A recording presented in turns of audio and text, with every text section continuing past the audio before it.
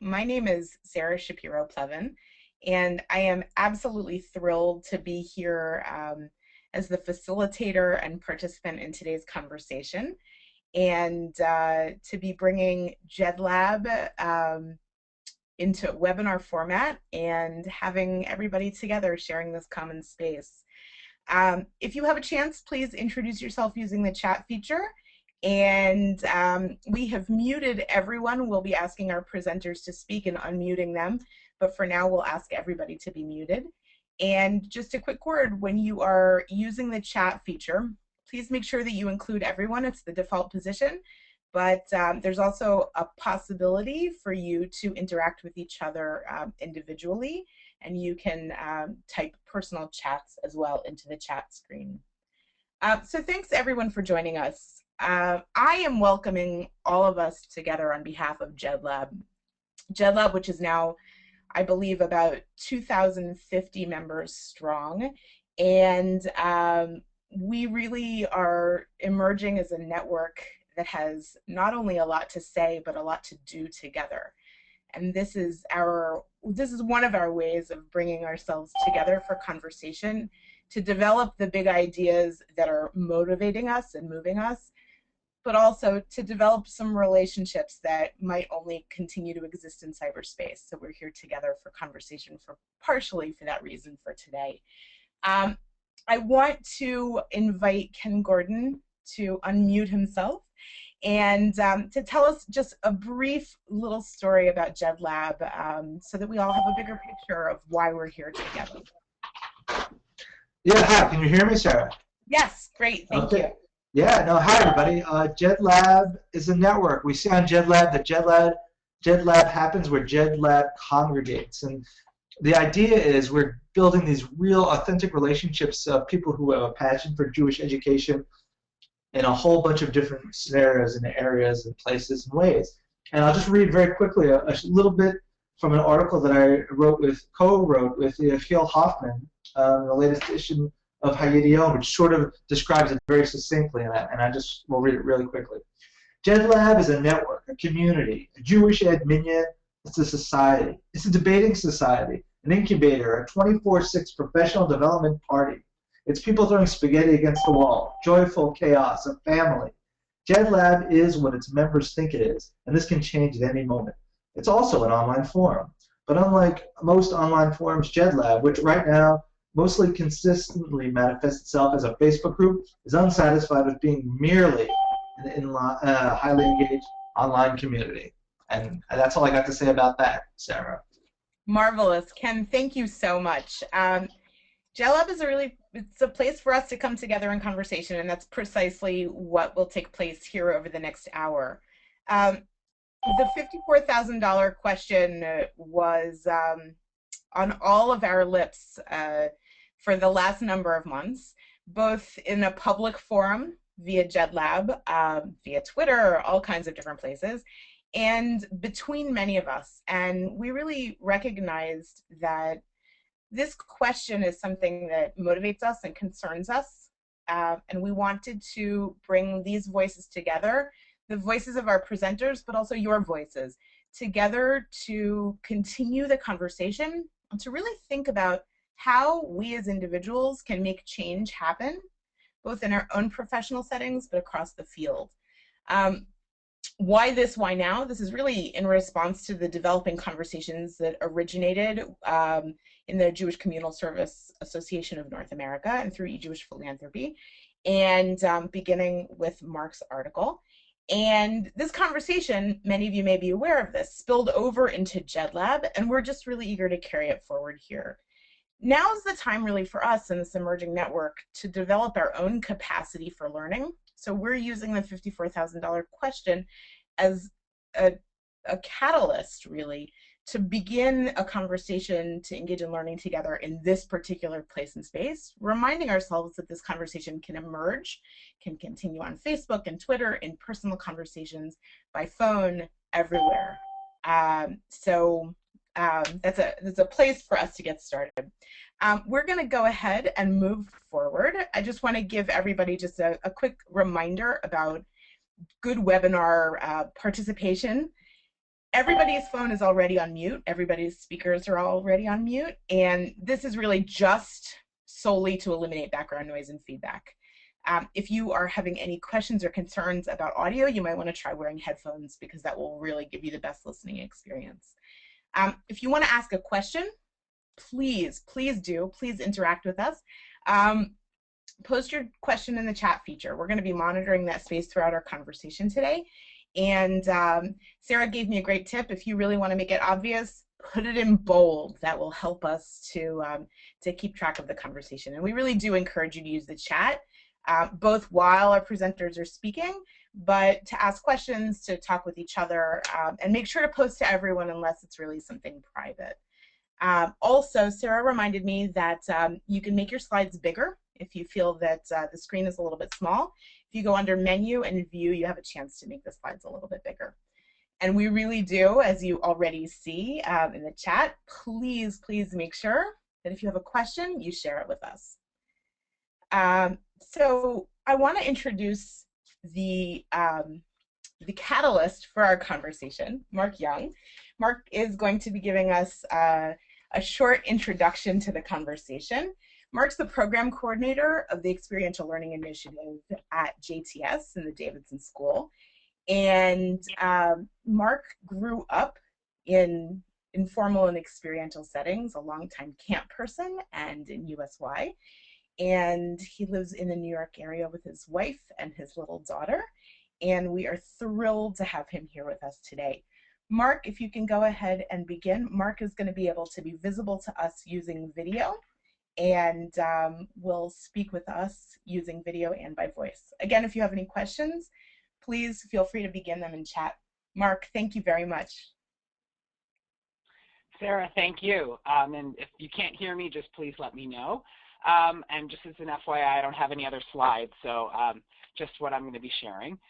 Good afternoon. I only have 7 minutes, but I do want to take one to thank the Jewish Communal Service Association, JCSA, for publishing the pieces in the journal and e-news, and to thank Ken, Sara, and everyone at JEDLAB for the idea of this webinar and inviting all of us to speak.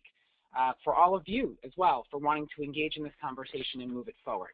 This is just awesome. So my feelings and suggestions on this topic hopefully were made clear in my articles. So for our conversation today, I want to focus on why I wrote the $54,000 strategy and then suggest 3 big ideas that I hope you take away from today's conversation.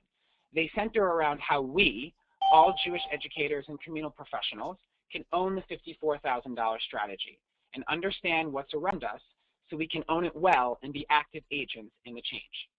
So first, why? And Sara mentioned my background in Jewish camp. So picture a packed dining hall at Jewish camp. Lunch has just ended, and it's time for cheering and song session. I remember for me that the entire staff always got up on their benches to sing and cheer with enormous ruach every day, feeling it just as deeply as the campers. Now, it wasn't just because we love camp. As staff, we felt valued. For those who have been, think about it.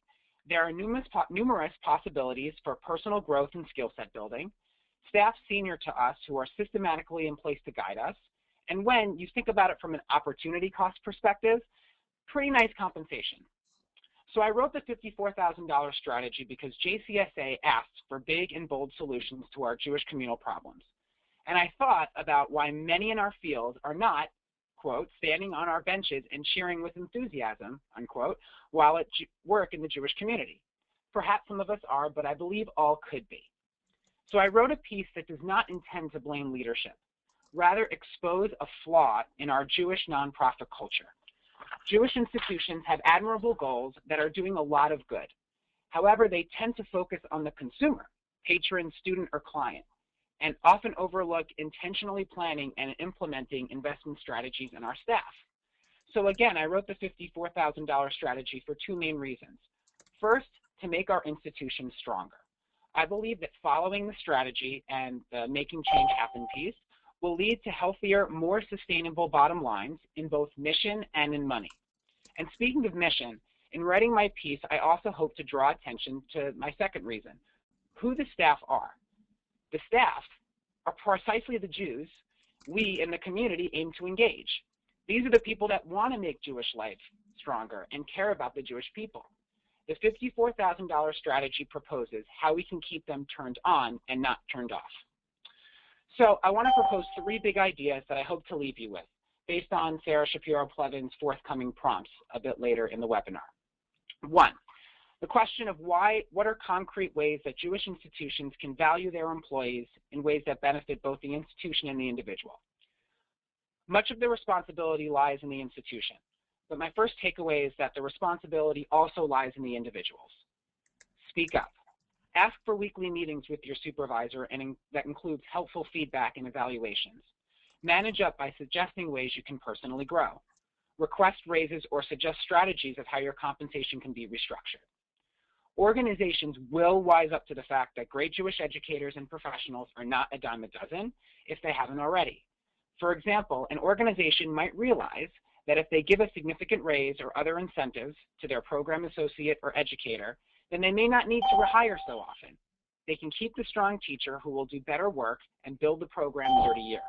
They will save money in the process, thinking in 5 to 10-year budgets and not just 1 year at a time. Number 2, what would it take to train and support managers and supervisors to be most effective in their roles? Sara asked us to dream big. To this I say, dream big, but start small.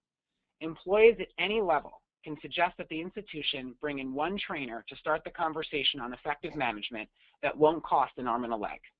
Once folks are inspired, there will be momentum to put in place stronger management systems and managers actually trained to manage staff effectively.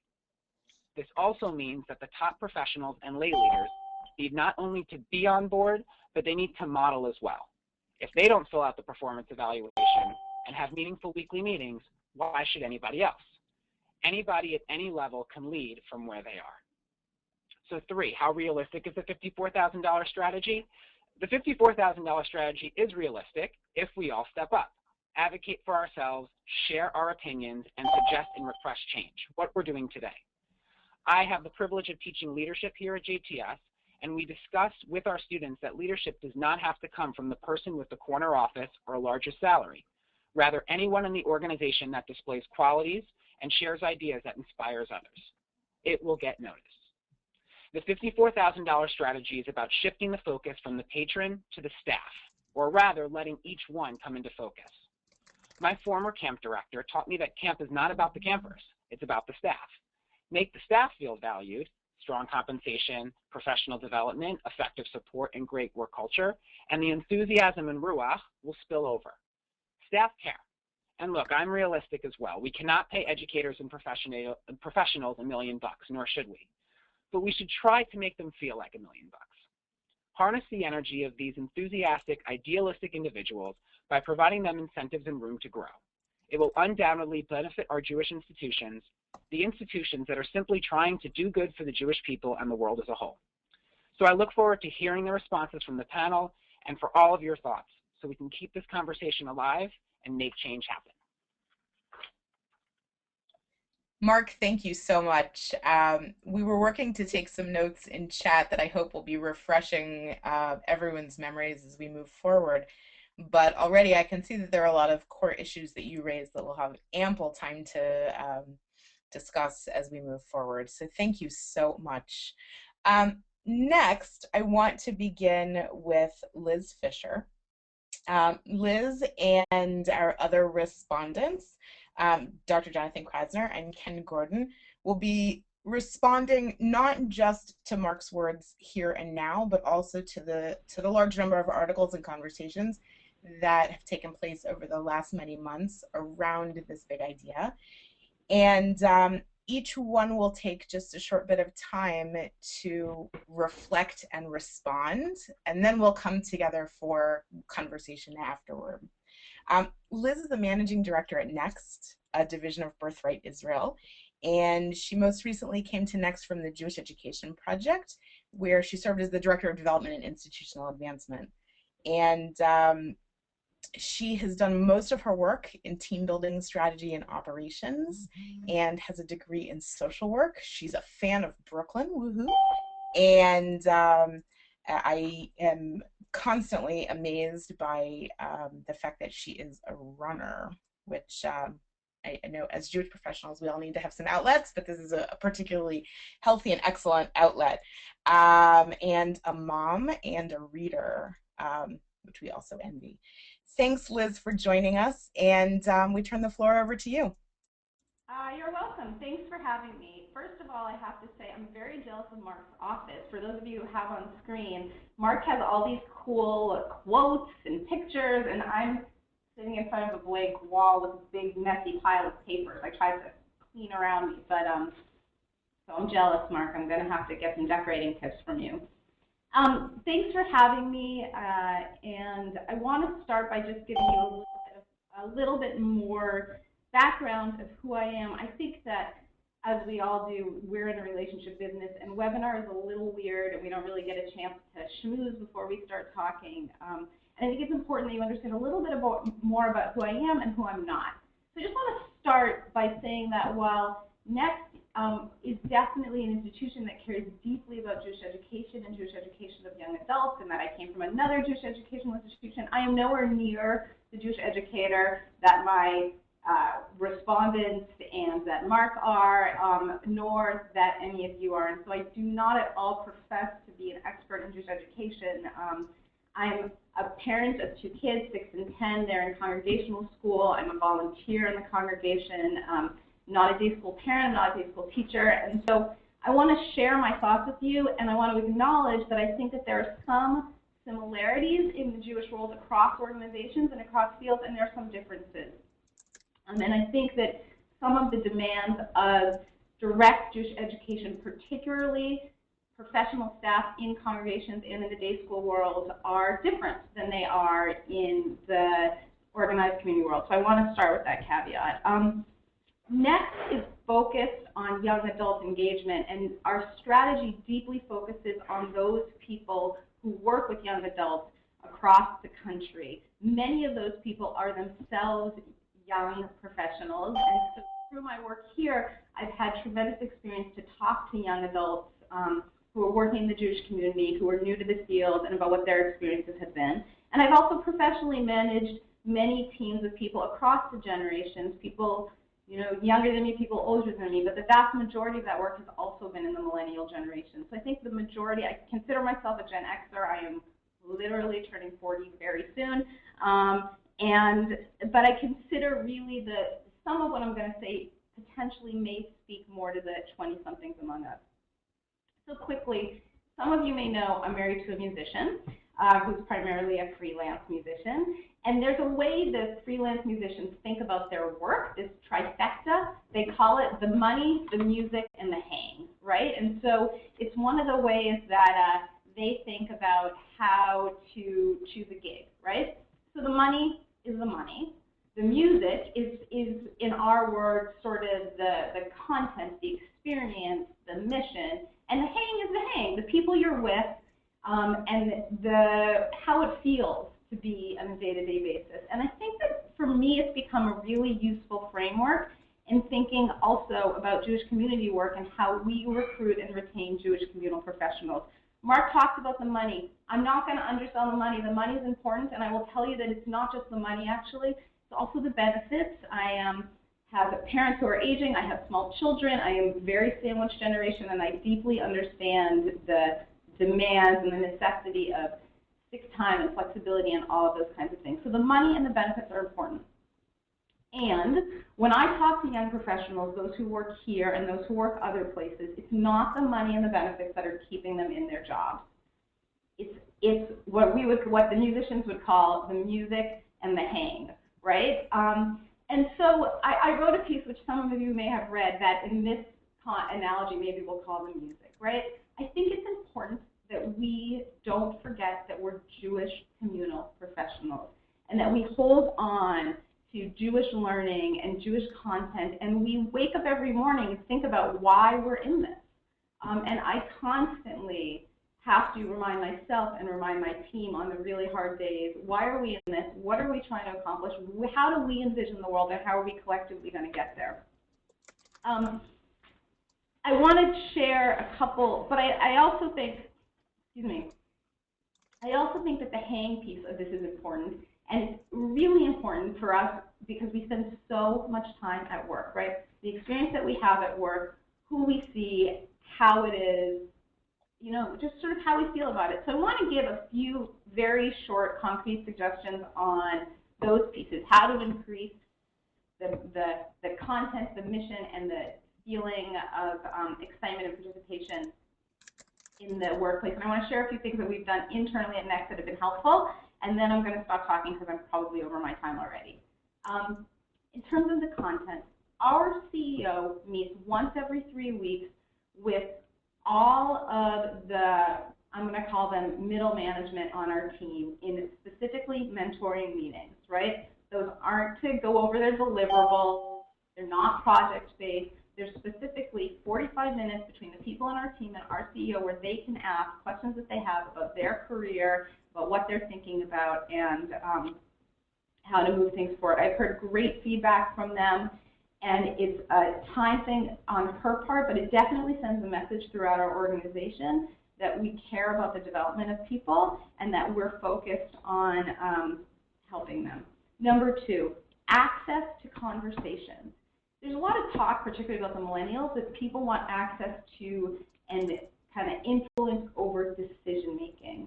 I've had lots of experience with people saying to me that they want access to decision making and then being really comfortable when the decision goes in a way that they didn't expect it to go. But people absolutely need to feel listened, heard, and have access to conversations. And we try as much as we can, and trust me, the Birthright Enterprise has as much internal politics as any organization you can imagine. We try as much as we can to be as transparent as possible, to let people know what we're talking about, who we're talking about them, what senior professionals are spending our time on, and giving them access to the conversation wherever we can. It doesn't mean they make the decisions. We have a governance structure, we have a professional hierarchy structure, but it does mean that they have access to the conversation and the understanding of how decisions are being made and how to participate in those decisions. I think that we also, and this, I don't know, maybe a standard is maybe not, you know, we always have Jewish learning at staff meetings. It's always led by a different person on the team. It's not led by our in-house rabbi. It's led by a different person around the table who can then think about Jewish content. And it is very often focused on kind of Jewish content and the work that we do, so trying to make the connections. 2 very small things that are much more hang than anything else. We got a popcorn machine. It costs $30. I can't tell you how it has changed the culture of this organization. I share it as an example because I think that lots of us look at places like Silicon Valley and say, I wish we could have those perks, right? I wish I could buy everyone Segways. I can't. I can buy everybody popcorn, right? And I think that that kind of creating a fun workplace is really helpful too. So with that, I'm going to stop, and I hope that there will be lots of questions, and look forward to speaking with all of you, and thank very much the organizers of both JEDLAB and this conversation and my fellow speakers. Liz, thank you so much. I think you really gave us quite a bit to think about, and I think we're now going to shift from using the boring word webinar into call these JEDLAB hangs. So thank you. My husband will be proud. We will absolutely give him credit. Thank you. I'm excited to introduce Ken Gordon, who is really very much behind why we're here in conversation today. Ken is the co-founder of JEDLAB. He also founded QuickMuse, and his day job is the social media and content director for PEJE, the Partnership for Excellence in Jewish Education. On top of that, he's a writer, he's a dad, he's a husband, he's a very funny guy, and we're thrilled to have him join us in conversation today. Ken, I'll turn it over to you. Yo, thank you, Sarah. You're doing an awesome job. And Liz, that was fantastic. I loved hanging with you. Okay, so the 54K strategy and JEDLAB and what it's all about. I think that Mark set me thinking when I saw his thing, and part of the influence that his piece had on me was that I really think we need to learn to empower ourselves. You know, I think we do have to think about calling for structural change and sort of wide sweeping changes if what we want to do is implement the $54,000 strategy. But really and truly, we need to learn to advocate in a serious way for ourselves. So for me, the 54K strategy is really about vanquishing what I called in a piece that I wrote somewhere or other, the Jewish communal inferiority complex. And basically, it's the idea if we're honest with ourselves, we don't esteem ourselves enough. Part of it is that we are seen by people who don't work in our business as folks who can't make it in the real world. We sort of lack, the chutzpah, the brains, or whatever, to duke it out with the grown-up, with the grown-ups in the grown-up marketplace. Instead, we stay in our professional settle, safe, earning our minor money and engaging in less than essential activities, Jewish ones, right? Well, I think that's baloney. I think we have to, on our own, make ourselves and our jobs into jobs of choice. And we need to make a much better job of learning to go in there and take action. So I think what you need to do, for example, one of the things we learned from the Media Lab is that you work best when you're tapped into your actual passions. And I feel like you have to know what your skills are, you have to know what your passions are, and you have to present them to your manager, to your business, and say, I want to find a way to make these things work together. And then you have to work with that person to create a kind of plan in which you will actually be doing the kind of work you could best be doing and making sure that it aligns with what your organization's goals are. The brilliant Tikva Wiener, who's a teacher up at Frisch School and one of the original JEDLAB people, decided, for example, she did this brilliantly. She wanted to do project-based learning. And so she introduced project-based learning, or PBL, into this modern Orthodox world and as an after-school program. And she basically said to her kids, because she wanted to do this, what would you like to learn? And the kids took it up, and they just exploded with it. What they've done is incredible success. But it still just started off as a sort of after-school program. Then after a while, the school recognized that what she was doing is really useful. And so they said, Tikva, you can sort of incorporate some of that into your classwork. And she did. And they loved it that. They do it so much that they just made her the director of educational innovation at Frisch. And they're very much interested in sort of real schoolifying the entire school.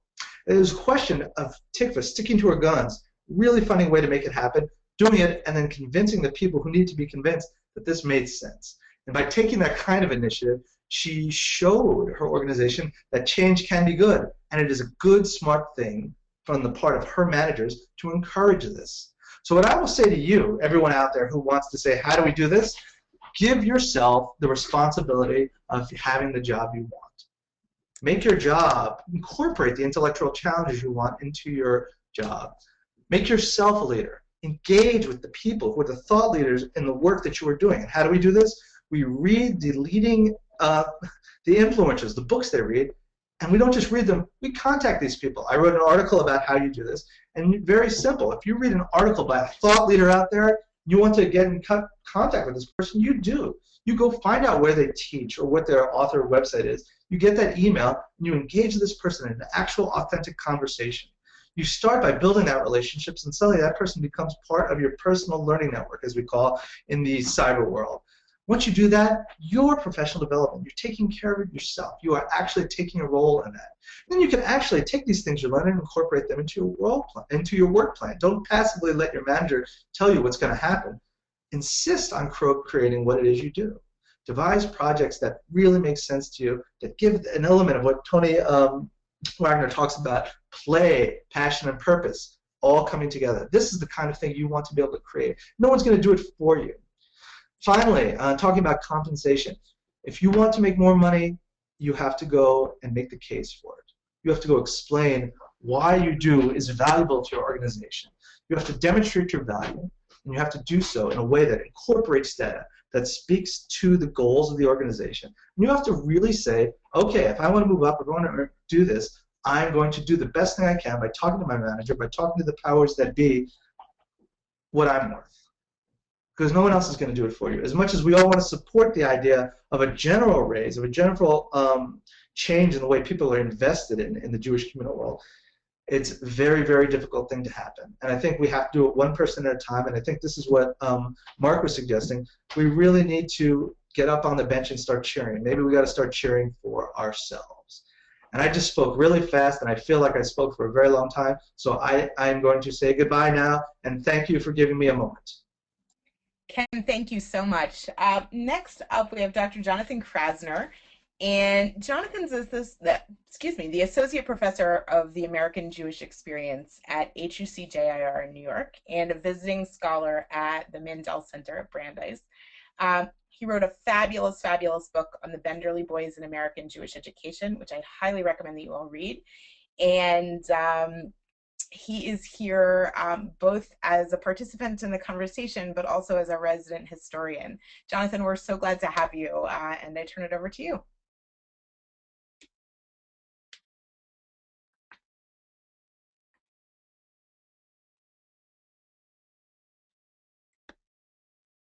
Jonathan, are you able to unmute?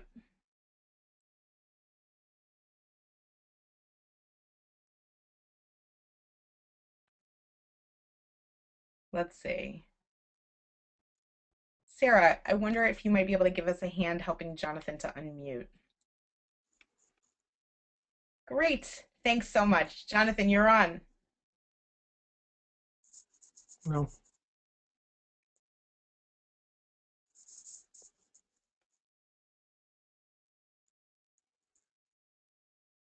Jonathan, it looks like you might need to click on your own microphone.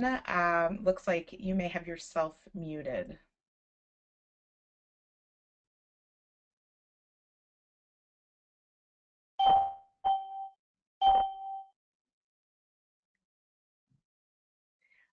So I think that we're going to try to figure out the tech issues, but I wanted to give us all just a moment. Part of the experience of a webinar is a very much frontal presentation where you're all sitting at your computers listening, and we will attempt in some way to make this a conversation. And I want to take a minute, which is really unusual on a webinar, to be quiet and to give you all a chance to think and to write the hang, right? To give you a chance to think and to put your words and your thoughts into text and to share with us in our chat feature the issues that are bubbling up for you, the concerns that you have, and your questions and responses based on Mark's comments, Liz's comments, and Ken's comments. And when we get Jonathan on, we'll have a chance to respond to his as well. So we're going to take about 45 seconds, and I would love to have you bring all of your thoughts, comments, questions, and concerns and share with us in the chat feature. Okay, I think I'm unmuted now. Oh, you are marvelous. So everybody stop thinking, and we'll give Jonathan a chance to share his thoughts, and then we'll come back and we'll collect everyone's thoughts in the chat feature immediately after. Jonathan, thanks so much. Okay, sorry, Sara. No worries. In any event, I'm going to try to be quick given the fact that we lost a little bit of time there with the technical difficulties. So I'm going to come at this from a historical perspective, and I'm going to really focus, I think, primarily on the compensation issue. And I want to bring out three interesting points. And the first, as those of you who know me will probably be familiar with, is this idea of Ein Chadash Tachat HaShamesh, namely that there's nothing new under the sun, that the issues that we're dealing with are very much issues that have been alive within the Jewish community from, if not from time immemorial, then certainly since the beginning of the 20th century, if not earlier. So if you go back and you look at the early 20th century, when the field was becoming professionalized, we see that many of these issues of compensation and the question of how one should deal with a Jewish professional and why one becomes a Jewish professional were very much at the fore. And we see that really there were two attitudes that people had at the time. One was that one should professionalize the field because the only way that one will get respect is if one is treated by respect, and that in the United States anyway, the way that one is treated by respect very much correlates to how much money one makes. So that's one point of view. And then the other point of view was that Jewish professionals don't go into it for the money, they go into it for the satisfaction, they go into it for spiritual reasons, and therefore, we really shouldn't focus on that in some way by focusing on the financial end of things, that we're actually demeaning the profession. This is a helping profession, and that we should really focus on the spirituality rather than on the financial stuff.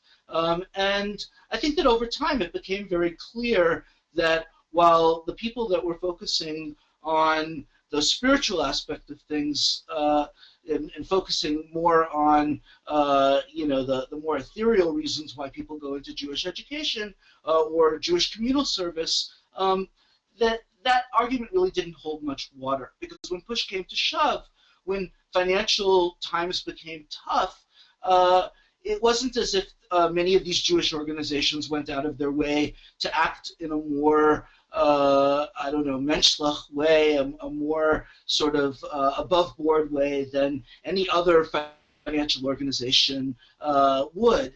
This was particularly true in the Depression, where you had a situation where Jewish organizations were laying people off right and left, and all those years where people were being financially compensated at a lower rate, supposedly because the rules are different within the Jewish community, and that you should get your satisfaction in other ways, and that we take care of our own. All of that, sort of went flying to the wind because financial necessity sort of dictated reality. And so we need to really live in that world. Now, having said that, there is another problem which developed over time, and that is that as the Jewish communal world and the Jewish teaching world became professionalized, it was very much tied to the way in which society at large values these fields.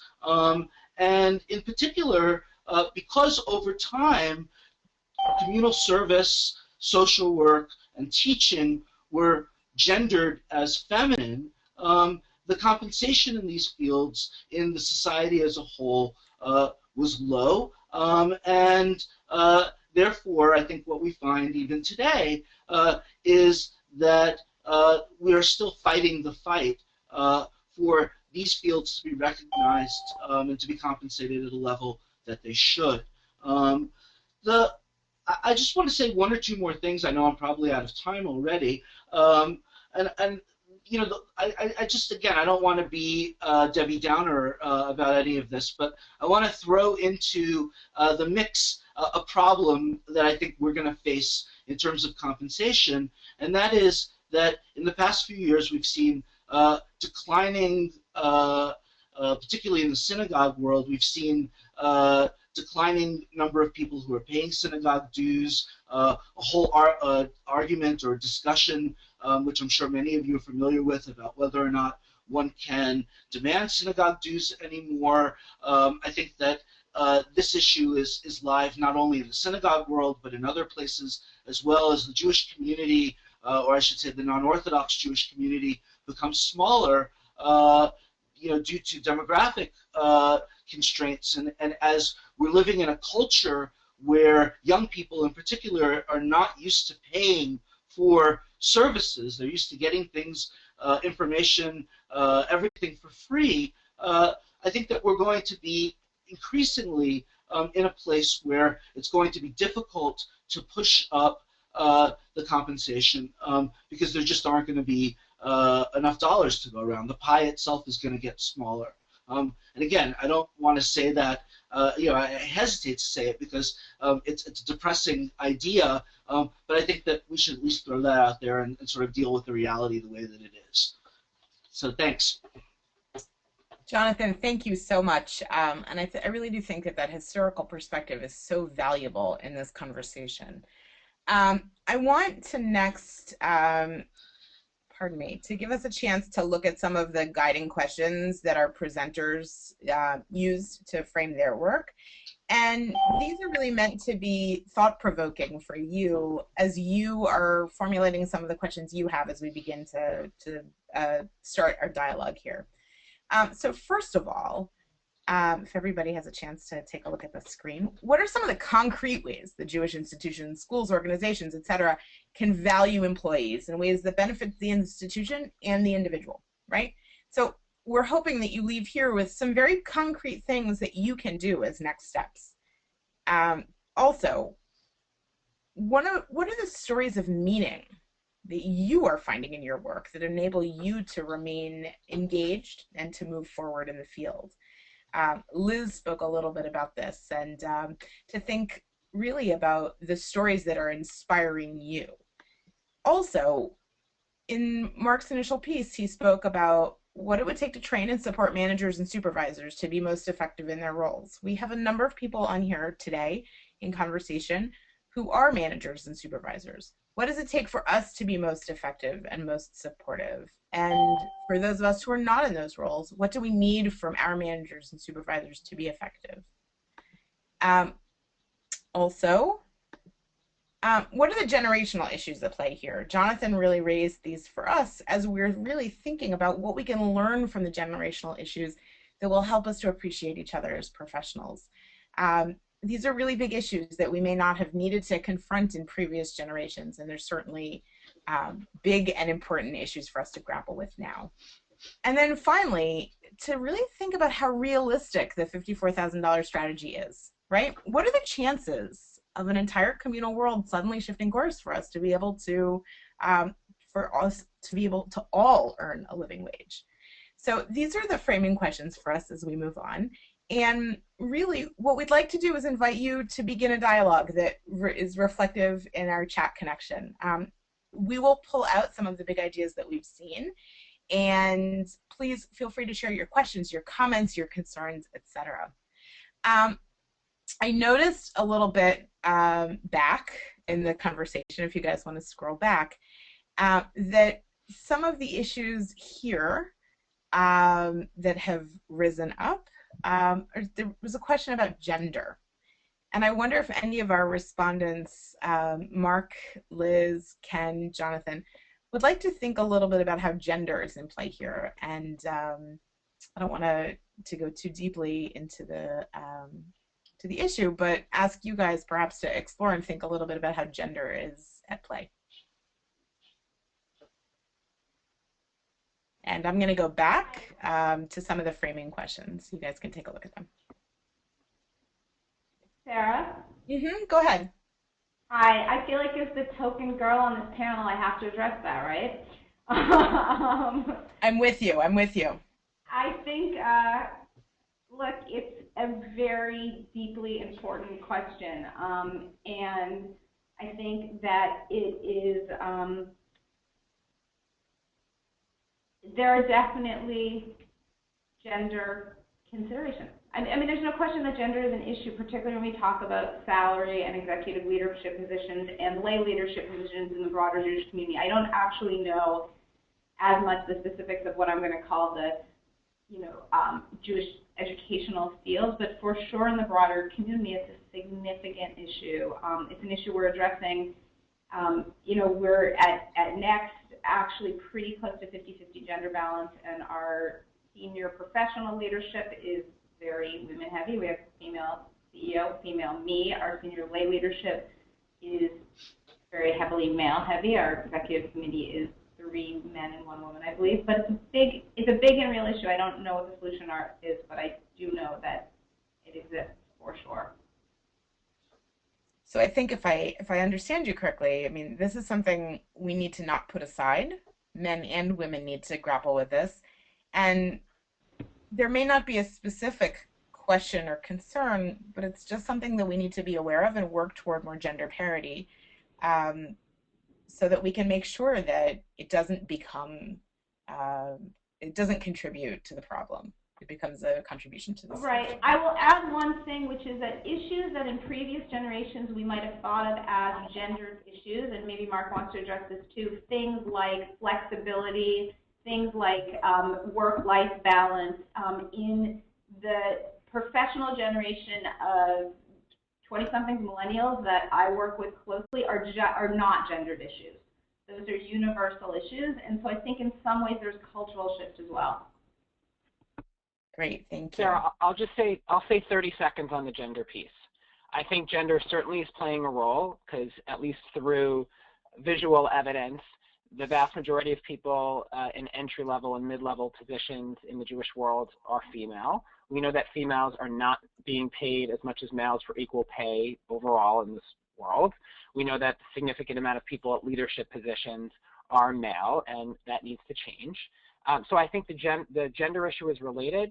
My only hope, and I'm being very open knowing that I'm speaking as a male, that I hope this isn't just a gender issue. If we only frame this as a gender issue, I think there's a larger set of questions and challenges at play that might get offshot and we don't talk about because we're focusing it only as a gender issue. So I think they're overlapping circles, but I chose at least not to focus on the gender issue so we can think about the larger issues and possibilities for Jewish communal professionals, knowing that each of our personalities and each of our backgrounds plays a role in every conversation related to this.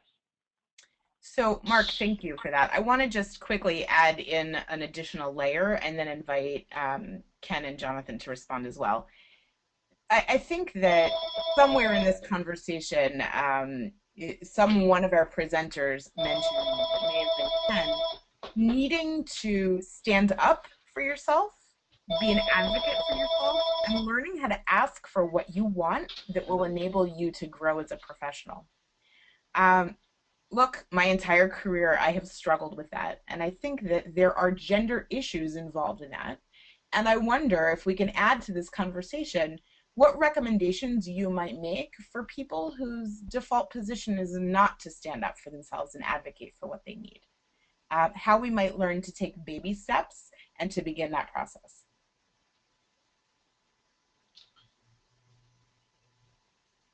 Ken, Jonathan, would you like to? So I just want to, I raised the gender issue initially, so I'm not going to say much more about it. I wholeheartedly agree that until we as a Jewish community and we as a society come to terms with the inequity in pay and certain assumptions that we have that are sort of baked into our society about gender and the various, I guess, worth of certain professions over other professions, until we confront that head on, I don't think we're going to solve this problem completely. But I do want to, just in the couple of seconds that I have left, to really second what Liz was saying before about the importance of family-friendly policies in our organizations. I was shocked when I was working at a day school 10 years ago about how difficult it was for women and men who had small kids at home to have flexibility in their schedules so that they could, let's say, drop their kids off at daycare in the morning or pick their kids up early at the end of the day, how people were made to feel guilty because they were prioritizing family issues in their lives, and I just think that we as a community need to talk the talk and walk the walk, or sort of be true to ourselves. We talk about Jewish values a lot. Our organizations need to exemplify the values that we're teaching, and that can begin or should begin in the way that we treat our staff and the kinds of messages that we're sending about the importance of family. Jonathan, thank you. And I want to thank Liz for bringing up advancing women as professionals.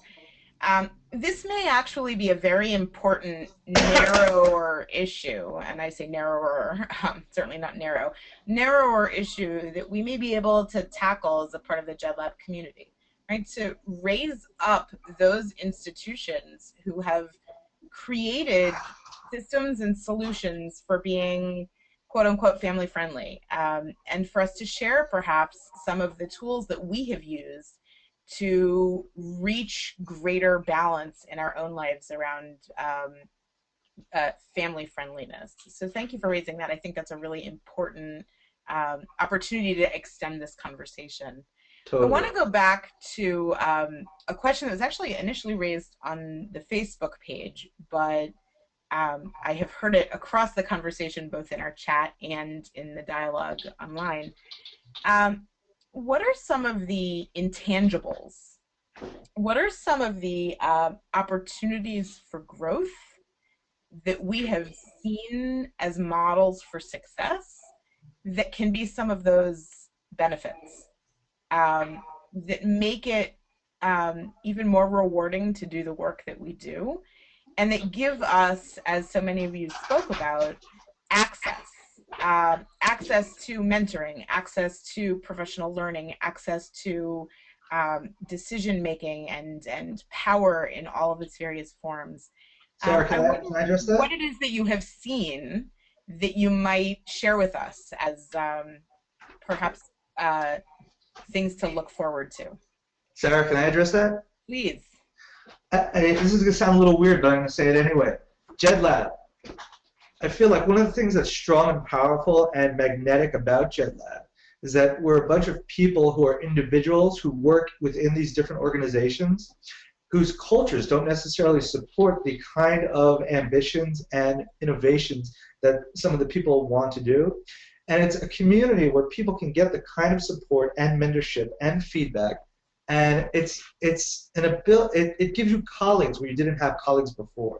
And it can give you support and strength where you didn't necessarily have it before. And if you need to take those baby steps into sort of making the kind of situation you'd most like to see in your own job and in your own work environment, it can be daunting and scary as hell, I think. And I think one of the things that I've found is that people in JEDLAB are able to create these relationships that make those kinds of changes less painful or less daunting or less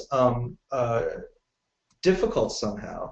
And I would strongly encourage anyone who isn't already part of this conversation to take a look at that. We're actually able to raise issues that might be very difficult, if not impossible, to raise in an open forum in one's own Jewish communal organization, and can do it with complete candor and trust and a responsiveness that I don't know where else you can get. So I would say use that as a resource. We're happy to be part of anyone's sounding board and resource, that anyone who needs it. Mark. Yeah, so JEDLAB is amazing, 100%. And there are also a lot of organizations out there, professional associations, that are there for this purpose, to help rise us up, to give us those skill sets, to give us those mentorings that we're not getting in the organization. I'm a proud member of the board of the Jewish Communal Service Association, which is essentially a professional organization for Jewish communal professionals. And I understand JEDLAB is mostly for Jewish educators. There's NATE, there's Jewish Educators Assembly. All of these organizations are out there for the sole purpose of giving us access and the skill sets to do what we need to do to be successful. That's the whole reason they're there. And I think this conversation and JEDLAB's championing of this conversation only allows us to realize that our eyes need to be open to what needs to be out there. Now, I just want to say one other thing. A lot of the conversation today has been about making change happen from the individual's perspective. I want everyone on this call and everyone that this call talks to everyone else to feel empowered. We need to have the conversation because organizations and community leaders do need to take their own steps and do need to realize the importance of this conversation. So I hope by having our conversations and advocating, they are getting the message as well. But I think there's a lot of resources out there for people that are afraid or just don't feel like they have the skill sets to advocate or know the information. There's a lot of resources, and happy to have that conversation with anyone on JEDLAB and elsewhere. And I think I'd like to add that the baby steps piece is a really big part of this, right? No one is asking you as a professional to take a step toward radical change in the moment. Every single little baby step helps. Every single way that you develop a relationship that enables you to change your practice makes a difference. That may be advocating for yourself. That even may be advocating for a colleague who is standing in a similar position a few years ahead or a few years behind you, but that it is the little changes that really add up. And I think we would like to imagine the future that has been changed radically, but sometimes it really does take those baby steps. I see some things that are emerging in the chat that I do want to touch on. Some issues about part-time versus full-time, and about the nature of perhaps feeling burdened by our work.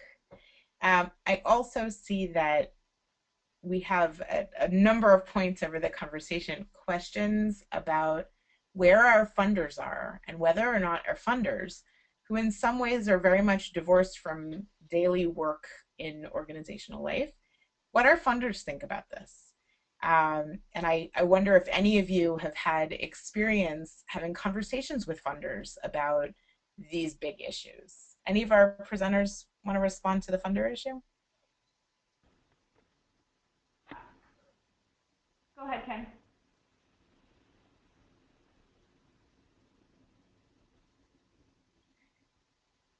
No. Yeah, I'm just quickly, I'm going to be doing a webinar. I'm going to be doing another webinar, another hang, but specifically for funders, for the Jewish Funders Network. And we're going to be talking about the role of social media and Jewish philanthropy and funding and Jewish education. And if anybody has questions about what you'd like to say to a group of funders, like let me know what you think, because I would really be interested to hear what this group would have to ask of these people with the power and the money when we're before them. I'm putting that to you. Liz, do you have anything you would want to ask of a group of people? Yeah. Yeah, okay. So look, I do have some thoughts about this directly related actually to Mark's remarks and his piece, and I feel comfortable sharing them with you because I've shared them with Mark. I think that there's an assumption sometimes that executive leadership has control over things like salaries, and it's not always true. At Next, we are very lucky and grateful to have funders who largely give us operational support.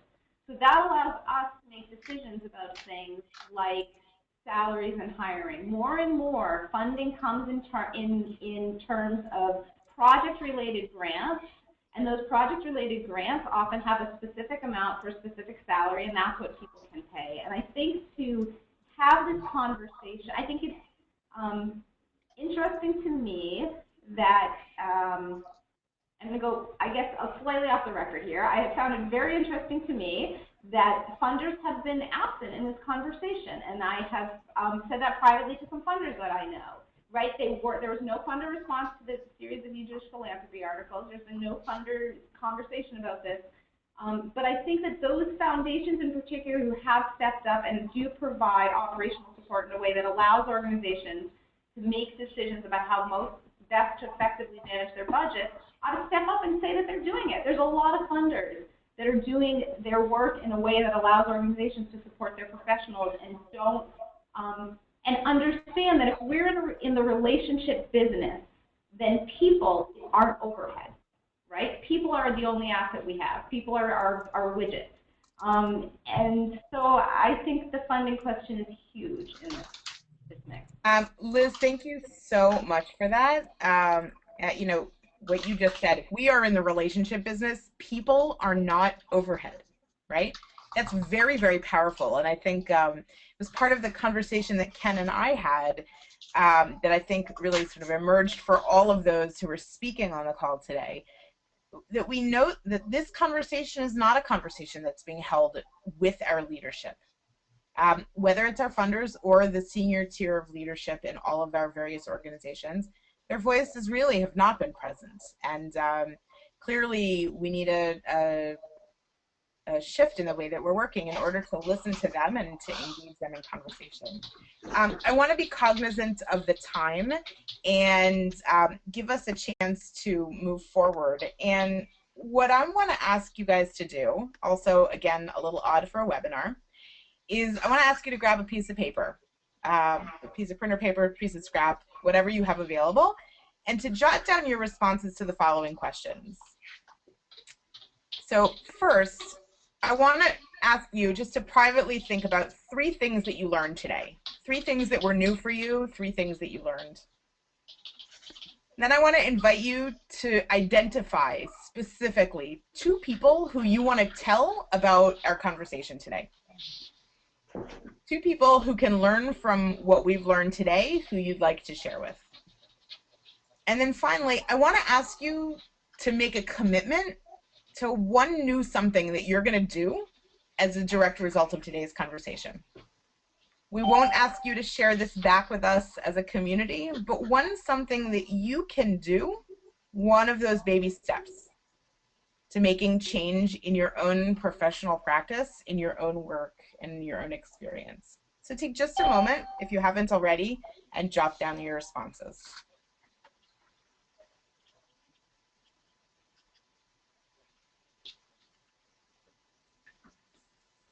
As we're really finishing up today, I want to thank so much Mark, Liz, Jonathan, and Ken for engaging us in conversation today and shedding light on the conversation. Clearly, this is a snapshot in time. This is a conversation that will need to take place over many months and years in many different forums and through many different venues and vehicles. We would love to be able to solicit your thoughts and feedback. There are some questions on the screen that we'd love to ask you to respond to in our chat feature. And really for you to give us the opportunity to learn from you and for you to direct this conversation to the next level. We would like to be able to continue thinking about how Mark's initial strategy and questions can help us to make concrete change in our work. And we'd like to know how you respond to this, what questions remain for you, and what else you'd like to learn about. So if you have the opportunity to share that in chat, we'll be most grateful. And finally, based on Ken's great recommendation, what we'd really like to do is make sure that this conversation moves forward. If you're not already an active part of JEDLAB, please join us and share your voice. And we really encourage you to reach out to all of us. Our information is up on the screen. Be in touch. Help us to understand how these things, these questions, these big ideas are impacting you and the kinds of changes that you are making in your own practice and in your own work. You're going to give us an opportunity to learn from your experience, and that will be a tremendous gift, not just for us, but for the entire JEDLAB community and for our entire field. With that, I just want to give a final thank you to Mark, to Jonathan, to Liz, and to Ken for being willing to experiment with our new hang and for being such amazing partners in conversation. And we'll stay online for just a few minutes longer as everyone says goodbye. Feel free to continue to post in chat. We'll be here, and we look forward to the next conversation. Thanks so much for being a part today. Thank you, Sarah. You did a great job.